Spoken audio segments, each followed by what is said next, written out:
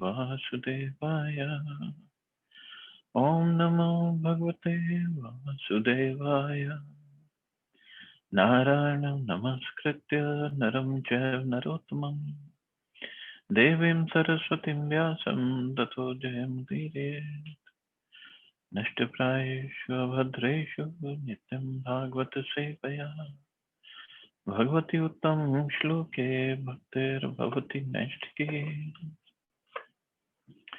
So continuing with the discussion on Srimad Bhagavatam, Canto 4, Chapter 24, chanting the song sung by Lord Shiva, text number 59 onwards.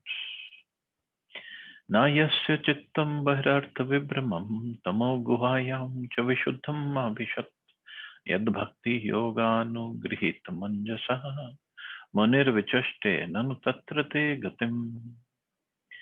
The devotee whose heart has been completely cleansed by the process of devotional service and who is favored by Bhakti Devi does not become bewildered by the external energy, which is just like a dark well. Being completely cleansed of all material contamination in this way, a devotee is able to understand very happily your name, fame, form, activities, etc.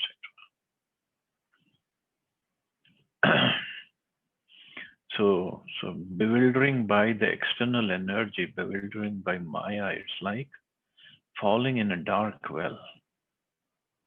So dark well is sometimes in the middle of the field. There is a dark well so deep.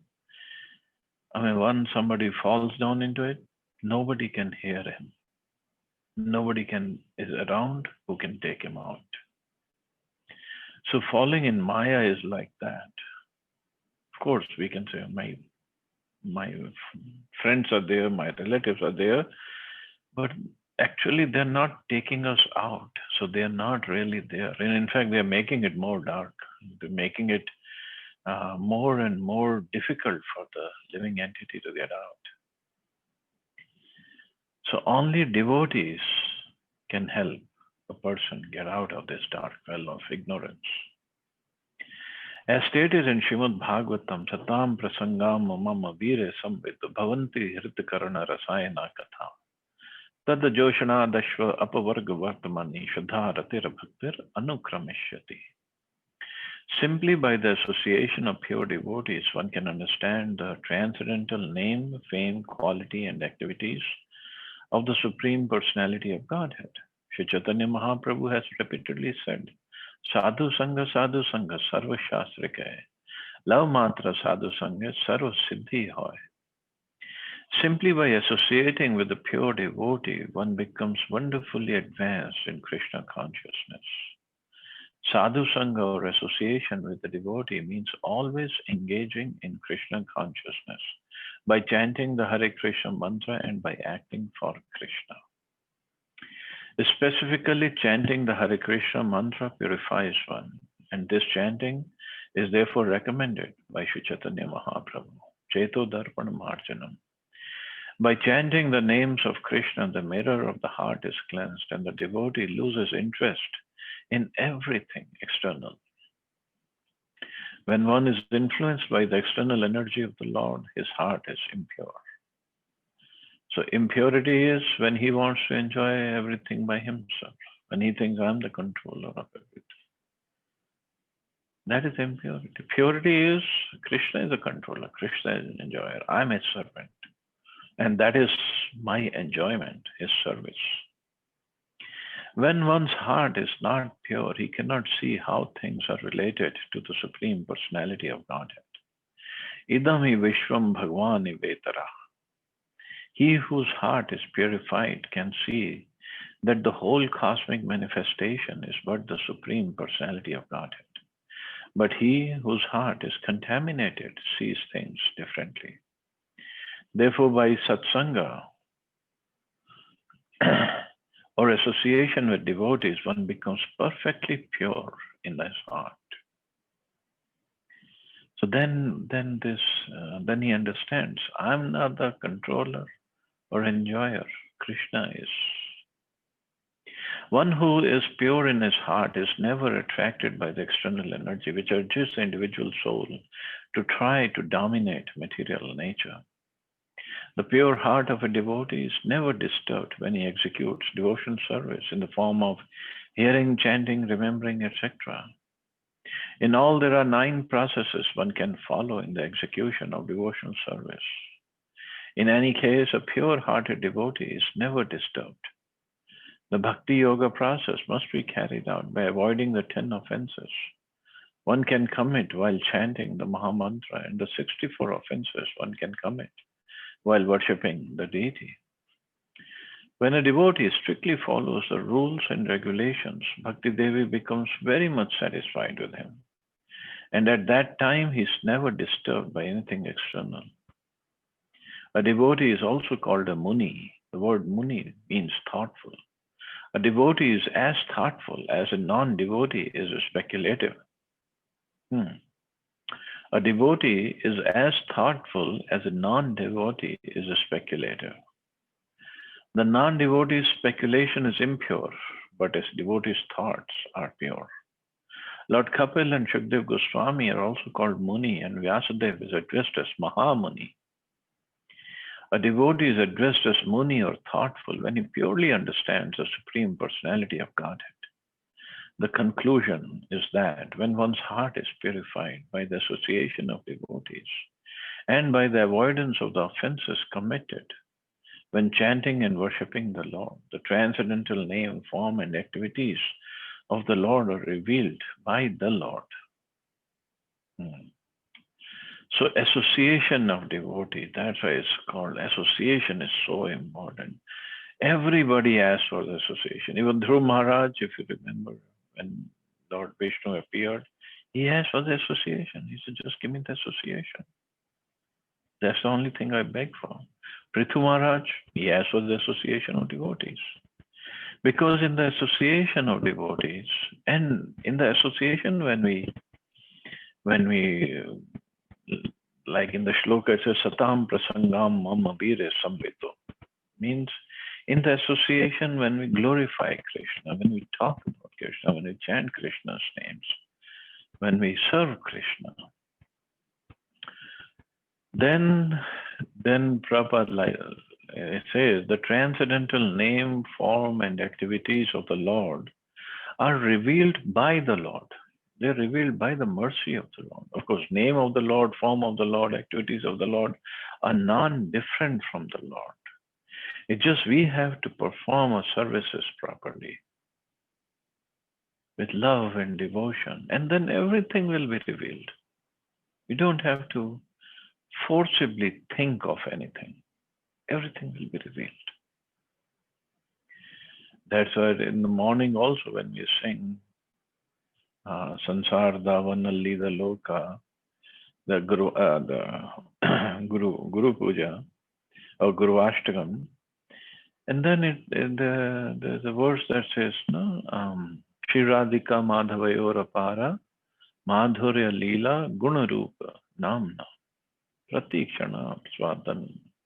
So Shri Radhika Madhavayor Apara, but Madhurya Leela Guna Rupa Nam, everything will be revealed slowly.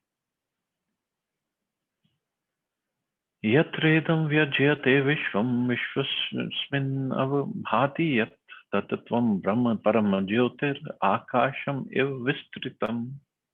My dear Lord, the impersonal Brahman spreads everywhere like the sunshine or the sky. And that impersonal Brahman which spreads throughout the universe and in which the entire universe is manifested is you. In Vedic literature, it is said that everything is Brahman and nothing else. The whole cosmic manifestation rests on the Brahman effulgence.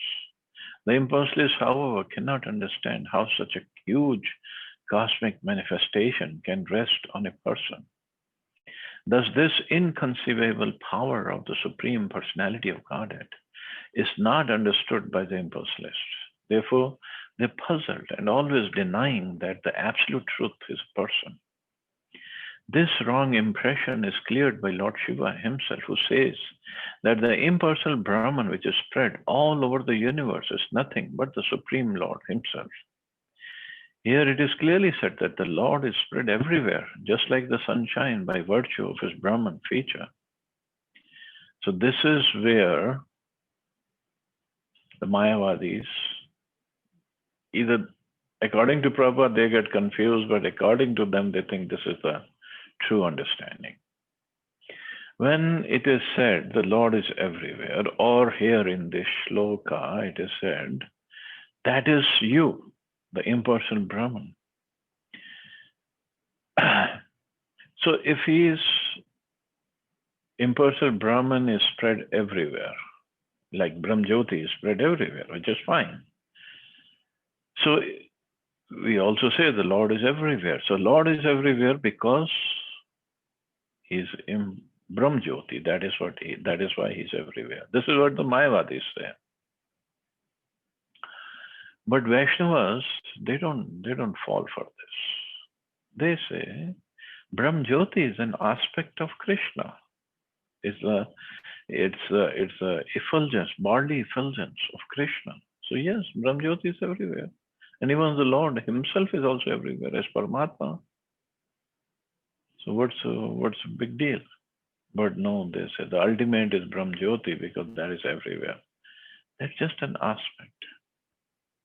That's when Lord Shiva here clearly says, which spreads throughout the universe and in which the entire universe is manifested, is you. You means a person. And when he categorically says it's you, that means it's a person, Bhagwan, personal Bhagwan, supreme person, not impersonal. This wrong impression is cleared by Lord Shiva himself, who says that the impersonal Brahman which is spread all over the universe is nothing but the Supreme Lord himself. Here it is clearly said that the Lord is spread everywhere just like the sunshine by virtue of his Brahman feature. This example is very easy to understand. All the planetary systems are resting upon the sunshine. Yet the sunshine and the source of sunshine are aloof from the planetary manifestations. Similarly, the sky or air is spread everywhere. Air is within a part, but it also touches filthy places and sanctified places alike. In any case, the sky is uncontaminated. The sunshine also touches filthy places and sanctified places, and both are actually produced by the sun. But in any case, the sun is aloof from all filthy things. Similarly, the Lord exists everywhere. There are pious things and impious things. But in the Shastras, the pious things are described as the front of the Supreme Lord, whereas impious things are described as the back of the Supreme Lord. And this is what Krishna says in Bhagavad Gita, Maya tadam idam sarvam jagat avyakta murtina. Matasthani sarva bhutani na chaham teshu avastita. By me, in my unmanifested form, this entire universe is pervaded. All beings are in me, but I am not in them. So I am not in them as Shyam Sundar Krishna that is standing in front of you. But as Paramatma, I am everywhere. This verse of Bhagavad Gita explains that the Lord is spread everywhere by virtue of his Brahman or feature, or Brahmjyoti feature. Everything rests in him. Yet he is not there. The conclusion is that without Bhakti Yoga, without rendering devotion service to the Lord, even an impersonalist cannot understand the Brahm Tattva, the Brahman feature. In the Vedanta Sutra, it is stated, Athata Brahma Jigyasa. This means that the Brahman, Paramatma, or Parabrahman should be understood. In Srimad Bhagavatam, also the absolute truth is described as the one without a second. But he is realized in three features, impersonal Brahman, localized Paramatma, and the Supreme Personality of Godhead. The Supreme Personality of Godhead is the ultimate issue. And in this verse, Lord Shiva confirms that ultimately the absolute truth is a person. He clearly says, Tattvam Brahma Param Jyotir Akasham Iva Vistritam. So he says, Tat Tvam. Tvam means you. You means a person. Here is a common example. A successful businessman may have many factories and offices, and everything rests on his order. If someone says the entire business rests on such and such person, it does not mean that the person is bearing all the factories and offices on his head. Rather, it is understood that by his brain or his energetic expansion, the business is running without interruption. Or, or Prabhupada also give an example of that time he's an American president, but let's look at the example of Prime Minister Modi. Now he is there, he's a person, he's the Prime Minister of India, but the whole India, he is responsible for the operation of whole India. But that doesn't mean he's everywhere. His energies, which means the government servants, are everywhere. The executives, the officials, they're everywhere. And they all are reporting finally to him. They all are reporting to their bosses to their bosses, and finally all the reports come to him. But that doesn't mean he's everywhere. Similarly, it's in the brain and energy of the Supreme Personality of Godhead that carry on the complete manifestation of the material and spiritual worlds. The philosophy of monism, explained here very clearly, adjusts itself to the fact that the supreme source of all energy is the Supreme Personality of Godhead, Krishna. This is described very clearly. It's also stated how the impersonal feature of Krishna can be understood. Raso aham apsu Kunti. O son of Kunti, I am the taste of water. I am the light of the sun and moon. I am the syllable Om in the Vedic mantras. I am the sound in ether and the ability in man. So when he says, I am the taste of water, so that taste of water is not Shyamsundar Krishna. That's his energy. It's just for us to understand the taste of pure water, because it's coming, pure water is coming as the energy of Krishna. So it should remind us of Krishna. Or the sun, light of the sun and moon. It should remind us of Krishna. In this way, Krishna can be understood as a mystic power in everything. Yo maya yedam pururupya srijad vibharti bhuya kshapati avikriyaha yad bhed buddhi sad ivatma dustheya tvam atma tantram bhagwan pratimahi. My dear Lord, you have manifold energies, and these energies are manifested in manifold forms. With such energies, you have also created this cosmic manifestation. And although you maintain it as if it were permanent, you ultimately annihilate it. Although you are never disturbed by such changes and alterations, the living entities are disturbed by them, and therefore they find the cosmic manifestation to be different or separated from you. My Lord, you are always independent, and I can clearly see this fact. It is clearly explained that Lord Krishna has multi-energies, which can be grouped into three, namely the external, the internal, and the marginal energy. There are also different cosmic manifestations, namely the spiritual world and the material world, as well as different types of living entities. Some living entities are conditioned and others are eternally free. The eternally free living entities are called Nityamukta, for they never come in contact with the material energy. However, some living entities are conditioned in this material world, and thus they think themselves separated from the Supreme Lord. Due to their contact with the material energy, their existence is always troublesome.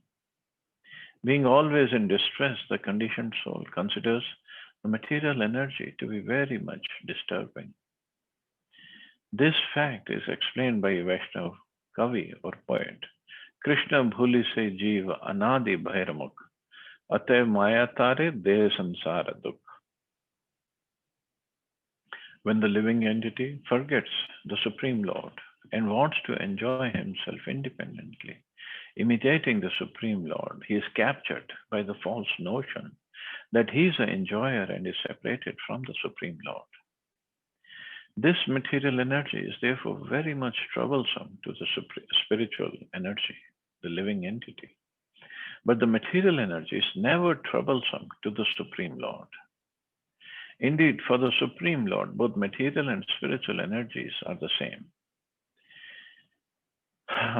So, little technical, but the material energy or Maya Shakti, it is troublesome to the conditioned souls like us because we relate ourselves, we identify ourselves as a product of this Maya.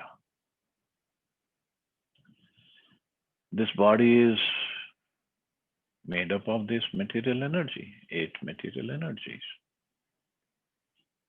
And we identify ourselves with this body and the things related to this body. So the material energy, any changes here, any disturbances here, creates disturbance in our thoughts, our consciousness. Coronavirus, now what is this? It's just a material energy in the form of virus. So, and everybody, the whole world is afraid of it. And so many people have died. Well, people are going to die anyway. It's not that coronavirus wasn't there, then we're going to become immortal. No, coronavirus is just there to give us the reactions of our karmas. So, but nevertheless, everybody is afraid. But is Krishna going to be afraid of coronavirus? No. Are any Nitya Mukta associates of Krishna, do they have anything to worry about from coronavirus? No.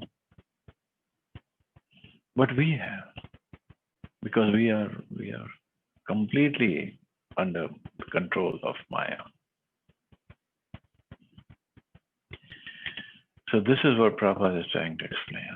In this verse, Lord Shiva explains that the material energy is never troublesome to the Supreme Lord. The Supreme Lord is always independent, but because the living entities are not independent due to the false idea of becoming independently happy, the material energy is troublesome. Consequently, the material energy creates differentiation. Even when the Supreme Lord comes and performs his pastimes, sometimes, just to bewilder the atheists or to give something to the devotees that they can relate to, the Lord also becomes afraid. Just like Damodar Leela, month of Kartik, Krishna was afraid of the stick in the hands of Mother Yashoda. Of course, Mother Yashoda is not material, and even that stick wasn't material. But the whole situation, whole pastime. Now, if Krishna wasn't afraid of that stick, and if he wasn't running around like a little baby, you think that pastime would be very pleasing for the devotees? Or would it be very pleasing for Yashoda Maya? No. If Krishna was, yeah, I broke the part, so what? Big deal. I am the Supreme Personality of Godhead. I can create unlimited number of parts like this. Then where would be that reciprocation of motherly love? So to make those pastimes more sweet, he acts like a human being, like an ordinary person, but he is never under the control of Maya. Never, ever. And he's never troubled by Maya either. Because the Mayavadi philosophers cannot understand this, they want to be relieved from the material energy. However, because a Vaishnava philosopher is in full knowledge of the Supreme Personality of Godhead, he finds no disturbance even in the material energy. This is because he knows how to utilize the material energy for the service of the Lord. In the government, the criminal department and the civil department may appear different in the eyes of the citizens. But in the eyes of the government, both departments are one and the same. The criminal department is troublesome for the criminal, but not for the obedient citizen. Similarly, this material energy is troublesome for the conditioned souls, but it has nothing to do with the liberated souls who are engaged in the service of the Lord. Though the Purusha Avatar Mahavishnu, the Supreme Personality of Godhead, created the whole cosmic manifestation, simply by breathing out all the universes, the Lord creates and maintains a cosmic manifestation as Lord Vishnu. Then as Sankarshan, he annihilates the cosmic manifestation. Yet, despite the creation, maintenance, and destruction of the cosmos, the Lord is not affected. The various activities of the Lord must be very disturbing to the tiny living entities. But since the Lord is supremely great, he is never affected. Lord Shiva or any other pure devotee can see this clearly without being blinded by Bheda Buddhi or differentiation. For a devotee, the Lord is a supreme spirit soul. Since he is supremely powerful, his various powers are also spiritual. For a devotee, there is nothing material, for material existence only means forgetfulness of the Supreme Personality of Godhead. So that is material world or material existence. Forgetfulness of the Supreme Personality of Godhead. Or when we forget him and when we try to enjoy this material energy. So that's all material. Otherwise, everything is spiritual. Everything is coming from him. So everything is spiritual. But when we try to enjoy separately from Krishna, this material world, we come under the control of Maya and then we get disturbed by anything happening in the material world.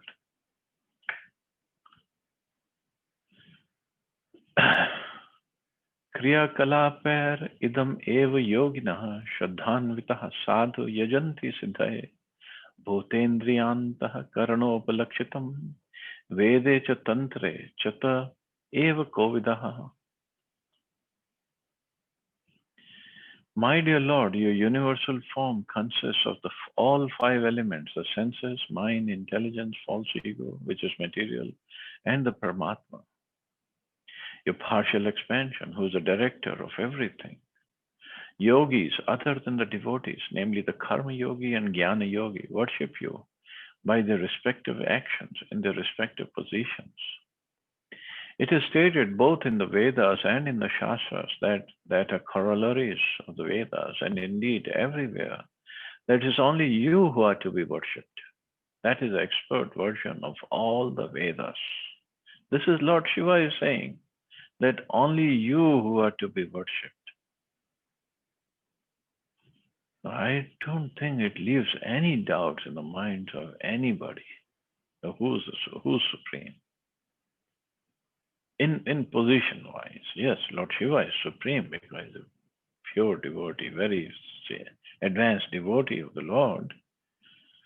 And as a devotee, he should be respected by everybody. But the position wise, we have to understand. In a previous verse, Lord Shiva wanted to see the form of the Lord which the devotees are always interested in. There are other forms of the Lord manifest in the material world, including Brahma and other demigods. And these are worshipped by materialistic persons. In the second canto, third chapter of Srimad Bhagavatam, it is stated that those who desire material benefits are recommended to worship different types of demigods. And in conclusion, Bhagavatam recommends Akama Sarvakamava. The devotees, the jnanis who are known as Mokshakam, and the karmis who are known as Sarvakam are all aspiring to worship the Supreme Personality of Godhead, Vishnu. Even when one performs yajna as stated here, Kriya Kalapa, he should always remember that the demigods are but agents of the Supreme Lord. Actually, the worshipful Lord is Vishnu, Yajneshwara. Thus, even when different demigods are worshipped in the Vedic and Tantric sacrifices, the actual goal of sacrifice is Lord Vishnu. Therefore, in Bhagavad Gita it is said, whatever a man may sacrifice to other gods, the son of Kunti is really meant for me alone, but it is offered without true understanding. Avidhi Purvakam. Thus, the worshippers of various demigods also worship the Supreme Lord, but they do so against the regulative principles. The purpose of the regulative principles is to satisfy Lord Vishnu. So in the Vishnu Purana, it's also mentioned. Here it is clearly mentioned that the karmi, jnani, or yogi, in fact, everyone worships Lord Vishnu if he is actually expert in the knowledge of the Vedas and Tantras. The word Kovida is very significant, for it indicates the devotees of the Lord. Only the devotees know perfectly that the Supreme Personality of Godhead, Vishnu, is all pervading. Within the material energy, he is represented by the 5 material elements as well as the mind, intelligence, and false ego. He is also represented by another energy, the living entities, and all these manifestations in the spiritual and material world combined are but representations of the different energies of the Lord. The conclusion is that the Lord is one and that he is expanded in everything. This is understood by the Vedic version, Sarvam Khalam Idam Brahma. One who knows this concentrates all his energy in worshipping Lord Vishnu. So Lord is one. So this is a wrong notion when people say, oh, Hinduism means polytheistic religion. It's not polytheistic. It's not many gods are there. Those who haven't understood Sanatana Dharma, Vedic texts, they say this. There is only one God. It's monotheism. Krishna. Ekala Ishvara Krishna, our Sabhritya. Chaitanya Mahaprabhu says that, even Chaitanya Charitamrita says that. So even Krishna says in Bhagavad Gita, Mattaha Parataram Nanyat. There is no one superior to me. No one. Okay, he has his expansions, he has his incarnations. Expansions are sometimes plenary expansions, a part of plenary expansion. They are Kala, they are Ansha. Then there are demigods. Now, demigods are not equal to Krishna in any respect. Demigods are powerful, very powerful, but they are in charge of different departments of the material cosmic manifestation. And they occupy the positions. Even Lord Brahma, it's a position. For, of course, Brahma's position is that it lasts for a very long time. But the other demigods, they occupy the position for one manvantar only. The 14 manus in one day, over 12 hours of Brahma. So in one day of Brahmaji, the 14 sets of demigods come and go. Lord Shiva is eternal, but again, he's not Vishnu Tattva. So this part, those who don't understand, for them, they say, oh, everybody is one, everybody is same, Sabka Malik Ek.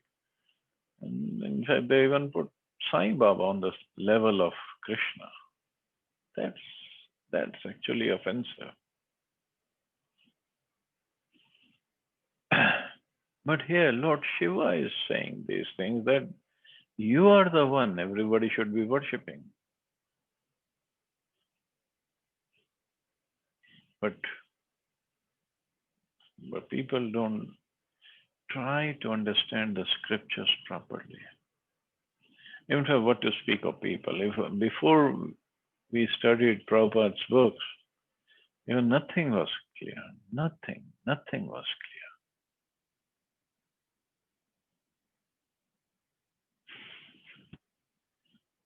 Everything was like, okay, we went to different temples, but it was mostly to enjoy the prasadam, whatever we got over there.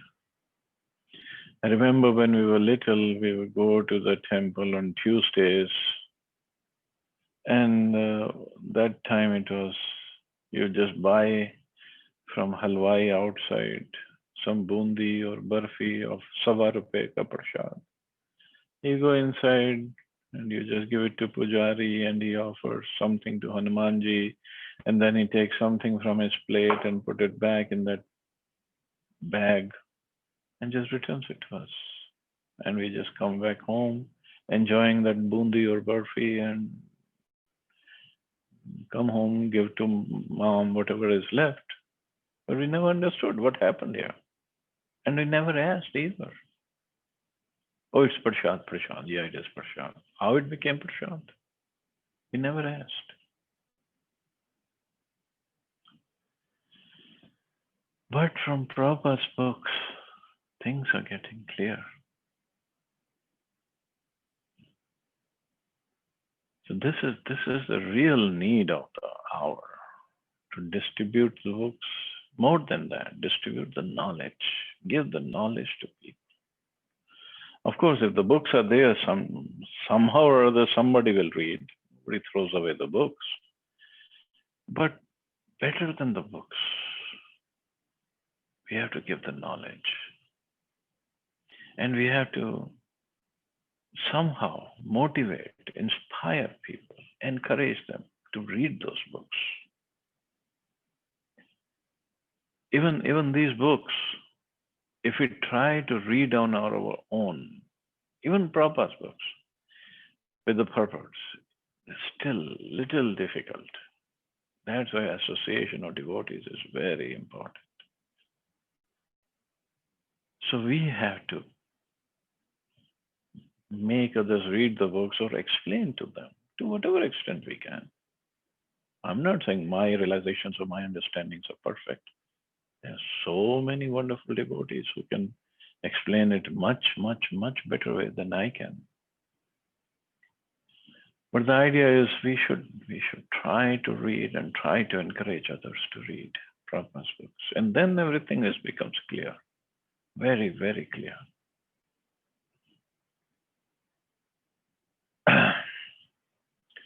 Text 63. Tomek adhya purusha supta shaktis teya rajah sattva tamo vibhidyate mahan aham kham marud agnivardhara surarshayo bhutgana idam yata. My dear Lord, you're the only supreme person, the cause of all causes. Tvam eka adhya. Eka means only one. Adya, the original. Before the creation of this material world, your material energy remains in a dormant condition. When your material energy is agitated, the three qualities, namely goodness, passion, and ignorance, act. And as a result, the total material energy, egotism, ether, air, fire, water, earth, and all the various demigods and saintly persons becomes manifest.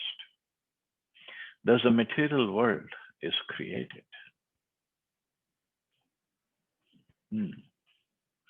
If the whole creation is one, that is nothing but the Supreme Lord or Vishnu, then why do the expert transcendentalists make such categories as are found in the above verse? Why do learned and expert scholars distinguish between matter and spirit? In answer to these questions, Lord Shiva says that spirit and matter are not creations of various philosophers, but are manifested by Lord Vishnu, as described in this verse. Tvam ek adya purusha. So everything is coming from the Lord, spiritual, material, everything. But that's why the Prabhupada is asking, if everything was one, why there's so much of difference? Spiritual and material categories are made possible by the Supreme Personality of Godhead. But actually, there are no such distinctions for the living entities who are eternally engaged in the service of the Lord. There is only a material world for those who want to imitate the Lord and become enjoyers. Indeed, the material world is nothing but forgetfulness of the original Supreme Personality of Godhead, the creator of everything.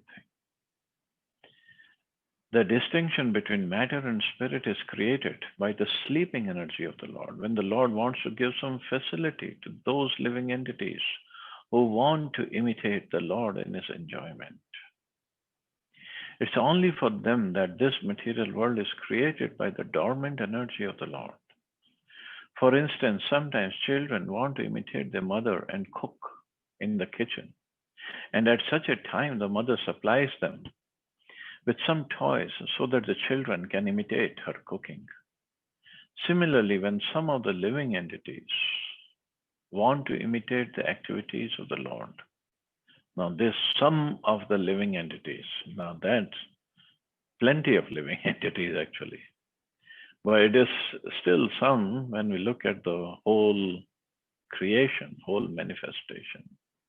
This material cosmic manifestation is created for them by the Lord. The material creation, therefore, caused by the Lord through his material energy. It is by the glance of the Lord the material energy is activated. So Prabhupada gives a nice example of sometimes little children, little kids, they want to imitate the mother and how she cooks, so they also want to cook. So mother gives them some play things, okay, toys are there. You make your own roti and chapati with maybe sometimes it's a play-doh, and sometimes it is a real flour, but still, whatever they make, mother just puts them aside. Nobody eats those things. It's just for them to stay busy and play and imitate the mother. So similarly, in the material world, whatever we do, it's basically nonsense. We create so many things.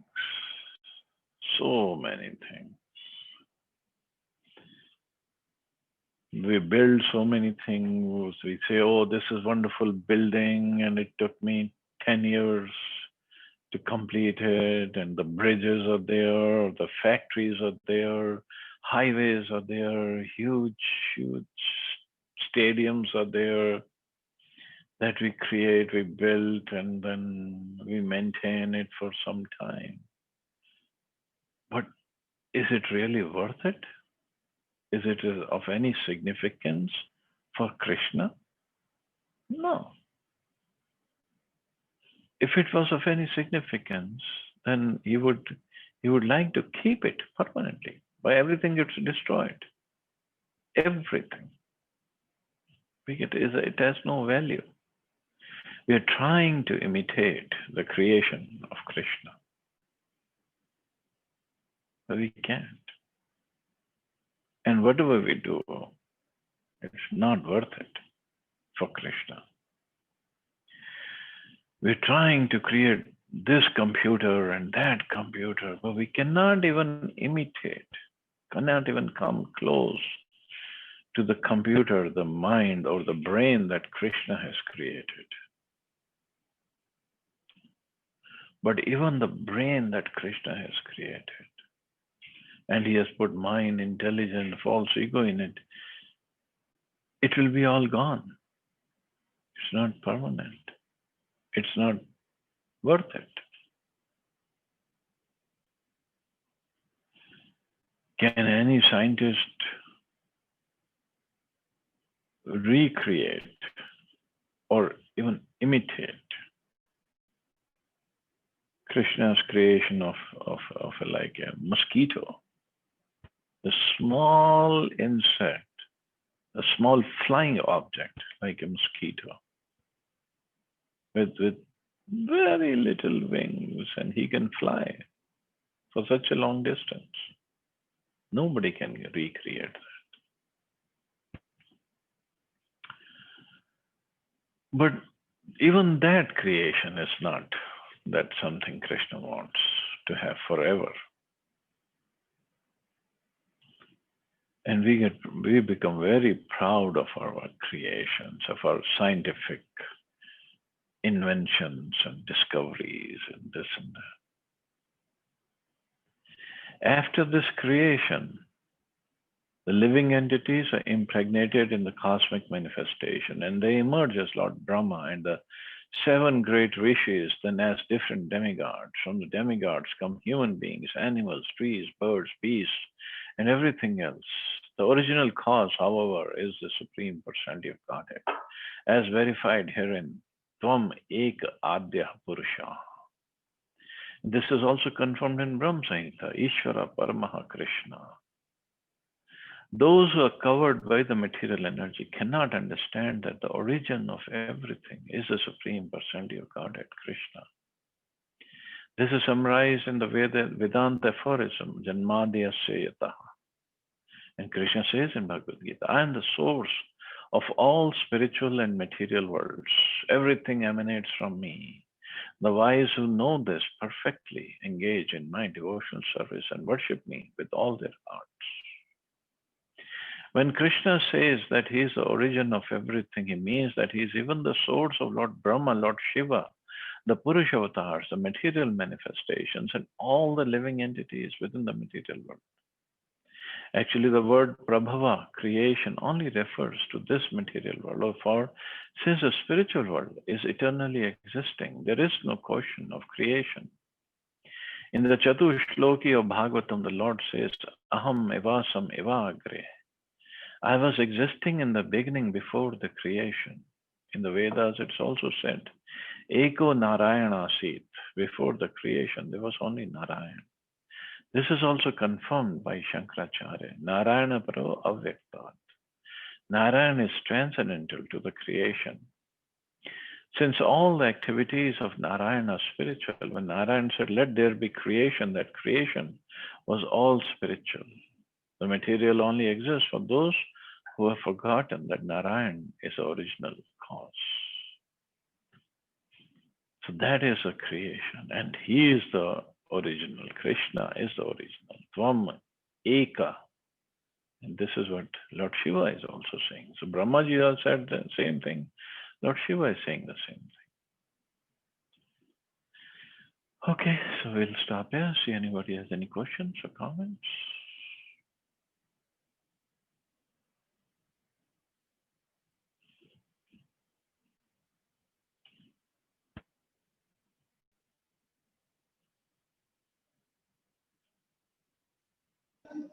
Hare Krishna, Prabhuji.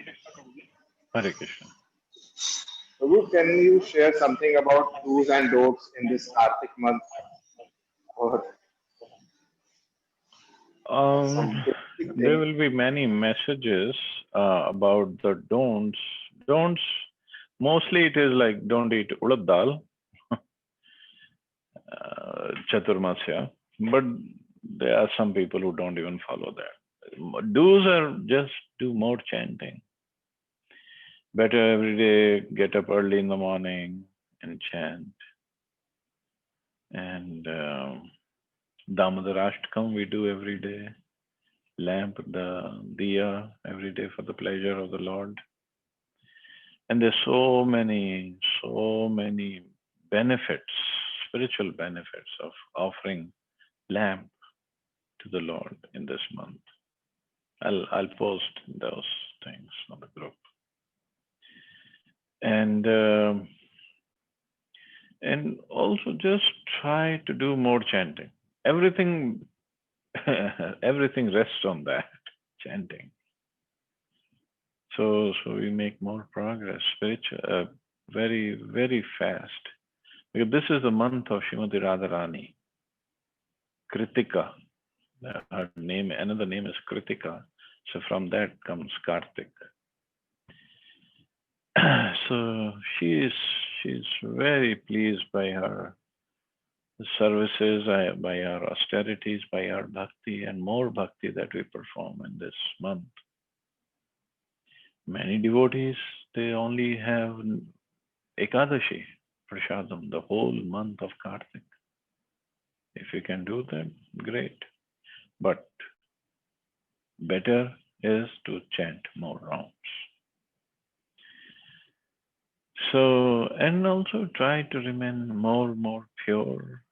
There are many other regulations given, just like don't sleep on the bed in this month, sleep on the floor. And some devotees do this thing also, that they keep a plate on the floor and they fill it up with whatever the foodstuffs. And then they sit on the floor at their hands behind their back. They try to eat just like a cow eats. So some follow, like in one time, whatever comes in the mouth, that's all they eat. Some follow whatever comes in the mouth by three times, that's all they eat. But those austerities, Prabhupada never mentioned. Yes, they are in the scriptures, that's why they follow. But Prabhupada never insisted on following all those austerities. So his main purpose was, okay, you eat whatever you need to eat, just go out and preach. But since we are not full-time in the temple, because that time everybody was full-time in the temple.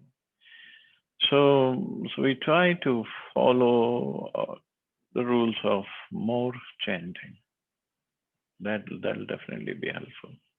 And if practical, if possible, you can go to Vrindavan, go do Parikrama of Govardhan, great. If you cannot, always Mansik Parikrama we can do. There'll be online Parikramas, or Brajmandal Parikramas will be there online, so you can attend that. But best is to chant all rounds. So, is that okay? Yes, Prabhu, that's fine. Thank you.